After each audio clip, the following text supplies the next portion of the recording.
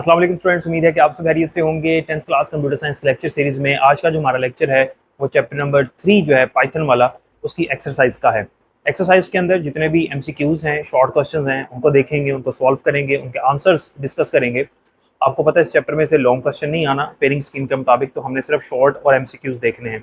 Long questions के अंदर जो से इंपॉर्टेंट क्वेश्चन होंगे जो शॉर्ट क्वेश्चन के वाले से आ सकते हैं वो भी मैं आपको बता दूंगा, और जिन स्टूडेंट्स के पास मेरे नोट्स मौजूद हैं वो वहाँ से तैयारी कर सकते हैं।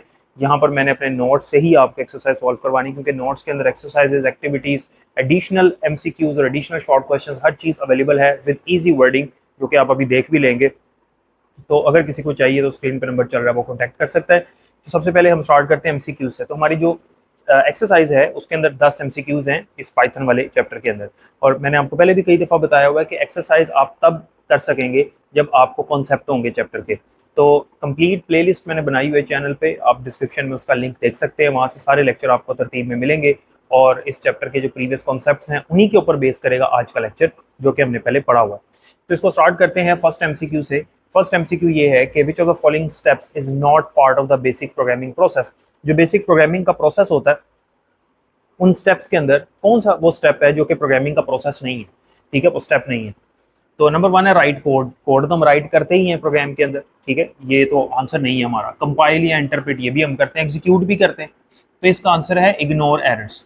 ठीक है, एरर्स को इग्नोर करना, वो कह रहा है कि एरर को इग्नोर करना एक प्रोग्रामिंग का प्रोसेस है, जबकि नहीं है। तो वही उसने पूछा हुआ है कि which of the following is not part of the basic programming process. तो ये जो है प्रोग्रामिंग प्रोसेस का पार्ट नहीं है। नंबर 2 है कि what should you do when installing Python to run it from the command line more easily. अगर आपने कमांड लाइन से इसको रन करना है, पाइथन को इंस्टॉल करने के दौरान आपको क्या करना चाहिए। तो मैंने आपको ये वाली वीडियो जो है प्रैक्टिकली इस वीडियो में करके दिखाया था, जिसमें हम पाइथन को इंस्टॉल कर रहे थे। वहाँ पर एक ऑप्शन आ रही थी ऐड पाइथन टू पाथ। तो इसका सी ऑप्शन है कि जब आपने पाइथन को इंस्टॉल करना है उस दौरान वहाँ पर नीचे एक ऑप्शन आती है ऐड पाइथन टू पाथ, आपने उसको चेक कर देना। ठीक है, एक बॉक्स बना होता है इस तरह से, चेक बॉक्स, आपने उसको टिक कर देना। Number 3 is what will be the output of print 10 floor division 3। अब फ्लोर डिवीजन क्या होता है कि डिवीजन के बाद जो इंटेग्रल पार्ट होता है सिर्फ इंटीजर वाला, वो हमें दिखाता है, पॉइंट के बाद वाले को छोड़ देता है।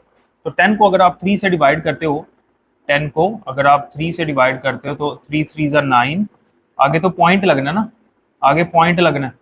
तो पॉइंट के बाद वाला हमें सोल्व करने की भी जरूरत नहीं है, हमें तो सिर्फ पॉइंट से पहले वाला चाहिए। तो पॉइंट से पहले वाला जो है हमारे पास वो 3 है, तो इसका आंसर है बी ऑप्शन यानी 3। Number 4 is what is the input function return. Input function क्या रिटर्न करता है, मैंने आपको पहले भी बताया हुआ है, प्रैक्टिकली भी मैंने करके दिखाया था कि जब हम इनपुट फंक्शन यूज करते हैं तो वो हमें स्ट्रिंग रिटर्न करता है। यूजर जो भी वैल्यू देगा ना वो उसको स्ट्रिंग कंसीडर करेगा बाय डिफॉल्ट, जब तक हम उसके साथ कोई डाटा टाइप नहीं लगाते, इंट, फ्लोट या बूल नहीं लगाते, तो वो उसको स्ट्रिंग कंसीडर कर लेता है। तो प्रैक्टिकली भी करके दिखाया था कि अगर हम यूजर से इंटीजर वैल्यू ले रहे हैं और उसके ऊपर कैलकुलेशन परफॉर्म कर रहे हैं, वो उसको स्ट्रिंग कंसीडर कर रहा है, तो वो एरर दे रहा था। ठीक है, तो इसका आंसर जो है वो स्ट्रिंग है, यानी सी ऑप्शन।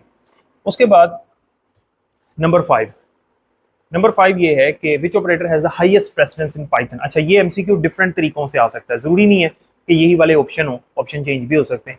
तो इनमें से जो हाईएस्ट प्रेसिडेंस है, यानी जो सबसे पहले ऑपरेटर सोल्व होता है ऑर्डर के मुताबिक, प्रायोरिटी के मुताबिक, वो है पैरेंथेसिस। तो पैरेंथेसिस की सबसे हाईएस्ट प्रायोरिटी। अच्छा, जरूरी नहीं कि पैरेंथेसिस की ऑप्शन हो, वो कहे कि ये जो नीचे लिखी हुई है इनमें से हाईएस्ट किसकी है। फॉर एग्जाम्पल, अब यहाँ पर एडिशन भी है, मल्टीप्लीकेशन भी है, एक्सपेरिमेंटेशन भी है, और यहाँ पर अगर डिवीजन की ऑप्शन आ जाती है, ठीक है, पैरेंथेसिस की जगह पे, तो फिर क्या आंसर होगा। अब आपको पता है कि जब हमारे पास पहली प्रायोरिटी होती है मल्टीप्लिकेशन की, तो जब ऑप्शन में पैरेंथेसिस नहीं है तो फिर अब हाईएस्ट प्रायोरिटी किसकी है, एक्सपेरिमेंटेशन की, तो फिर ये ऑप्शन होगा। तो ये एमसीक्यू डिफरेंट तरीकों से आ सकता है, वो लोएस्ट प्रेसिडेंस भी पूछ सकता है, तो ये आपको आना चाहिए, आपको प्रेसिडेंस याद होनी चाहिए, मैंने आपको लेक्चर में भी याद करवाई थी। What is the result of 5 greater than 2 and 2 less than 1। दरमियान में लगा हुआ है एंड के लेफ्ट साइड पे भी एक इनपुट आएगी, राइट पे भी इनपुट आएगी, ट्रू या फॉल्स, और फाइनल आंसर भी ट्रू या फॉल्स होगा। और एंड का रूल मैंने आपको बताया हुआ, मैंने कहा था याद करना है कि एंड के अंदर फाइनल आंसर ट्रू तब आता है जब दोनों ट्रू हो, एक भी फॉल्स, तो आंसर फॉल्स। 5 ग्रेटर देन 3 है, बिल्कुल है, ट्रू है। 2 लेस देन 1 है, नहीं है, ये फॉल्स हो गया। तो फाइनल आंसर क्या आएगा, ऑब्वियसली फॉल्स आएगा। तो इसका बी ऑप्शन करेक्ट है, यानी false. Number 7 is what does the plus equal operator do. ये जो प्लस इक्वल ऑपरेटर है यानी कंपाउंड असाइनमेंट ऑपरेटर, ये क्या करता है, ऑब्वियसली वेरिएबल के अंदर प्लस करेगा यानी ऐड करेगा और वो वैल्यू उस वेरिएबल को दे देगा प्लस करने के बाद। तो यहाँ पर जो ऑप्शन है ऐड एंड असाइंस, ये आंसर है इसका कि वैल्यू को ऐड करेगा, जो भी वैल्यू हमने लिखी होगी और उसको असाइन करेगा। जैसे अगर ए की वैल्यू है मेरे पास 5 और मैं लिखता हूँ a प्लस इक्वल्स टू 2, तो 5 के अंदर 2 प्लस होगा और 7 जो है वो a को मिल जाएगा, तो a की वैल्यू हमारे पास 7 हो जाएगी। तो बहरहाल हमने ये पढ़ा हुआ है। Number 8 is which function converts string to integer. String value को इंटीजर में कैसे कन्वर्ट करते हैं? सिंपल इंट लिखना होता है आपने इनपुट से पहले, ही मैंने आपको पहले भी बताया। Number 9 is what is the output of the below code. इस कोड की आउटपुट क्या आएगी? एज एक वेरिएबल है, उसकी वैल्यू है 25 और आगे उसमें लिखा हुआ है प्रिंट। प्रिंट क्या करना है? एज कॉलन और आगे एज, तो as colon as it is आएगा और एज की वैल्यू क्या है 25, ये प्रिंट हो जाएगी। तो इसका ए ऑप्शन करेक्ट है, as colon as it is आ गया और फिर आगे 25 जो वेरिएबल की वैल्यू है, एज वाले वेरिएबल की जो यहाँ पर मैंने लिखा है 25, वो प्रिंट हो जाएगी। Number 10 is which symbol is use for comments in Python. Python के अंदर कौन सा सिंबल यूज होता है कमेंट्स के लिए? दो सिंबल्स यूज होते हैं, एक सिंगल लाइन कमेंट के लिए, एक मल्टी लाइन कमेंट के लिए। सिंगल लाइन कमेंट के लिए आपको पता है हैश इस्तेमाल होता है, तो ये यहाँ पर ऑप्शन है। मल्टी लाइन वाला यहाँ पर ऑप्शन नहीं है, उसके लिए हम ट्रिपल कोटेशन मार्क लगाते हैं और कमेंट के लास्ट पे भी उसको क्लोज करते हैं इस तरह से। तो ये हो गए हमारे MCQs। अब आते हैं हम शॉर्ट क्वेश्चंस की तरफ। शॉर्ट क्वेश्चंस जो हैं आपकी एक्सरसाइज के, उसमें पहला शॉर्ट क्वेश्चन है why are comments important in programming. Comments की इंपॉर्टेंस क्या है? तो आप इसके अंदर डेफिनेशन भी लिख सकते हो। बहरहाल मैंने आसान अल्फाज में यहाँ पे लिखा है, comments are lines that are not executed by the Python interpreter. Comments वो लाइंस होती हैं जो इंटरप्रेटर एग्जीक्यूट नहीं करता।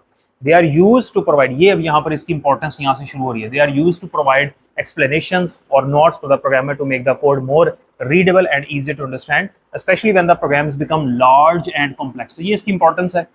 अच्छा, ये डेफिनेशन मैंने ऐसी लिखी है कि ये वाली अगर आपने याद कर ली, तो अगर आपको पेपर में क्वेश्चन आता है डिफाइन कमेंट्स, इसकी डेफिनेशन आ जाती है, तो तब भी आपने यही लिखना है। यानी ये कॉमन मैंने आंसर लिख दिया है कमेंट के वाले से, कि क्वेश्चन है कि कमेंट क्यों यूज होते हैं, क्यों यूजफुल होते हैं, या ये वाला क्वेश्चन आ जाए इंपॉर्टेंस क्या है कमेंट्स की, डिफाइन कमेंट्स आ जाए, तो आपने ये लिखना है।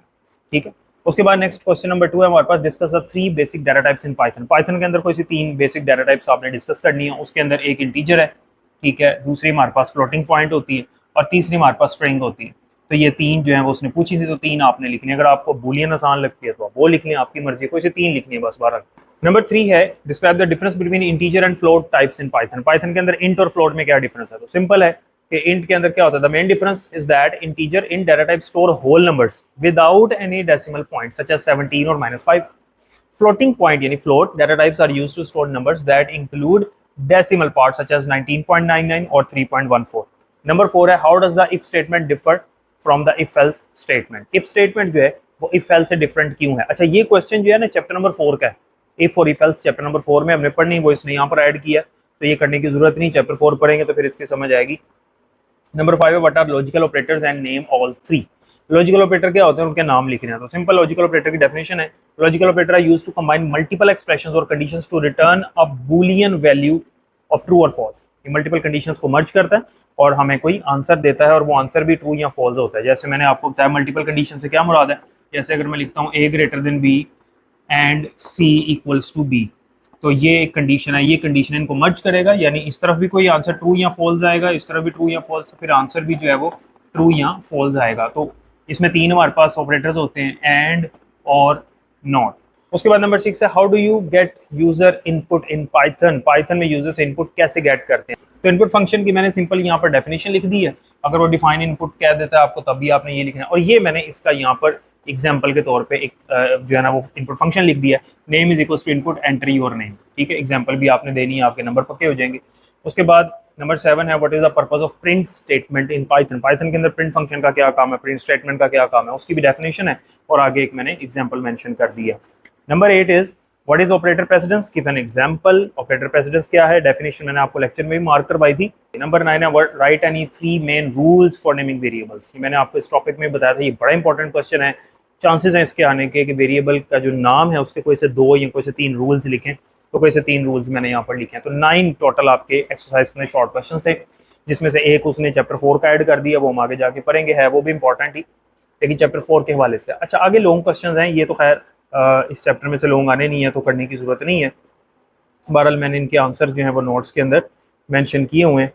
और उसके बाद यहाँ पर ना कुछ एक्सप्रेशंस हैं, ये शॉर्ट क्वेश्चन में आपसे पूछ सकता है, ये एमसीक्यूज में पूछ सकता है, तो ये लॉन्ग क्वेश्चन लेकिन लॉन्ग के पार्ट उसने बनाए हुए हैं।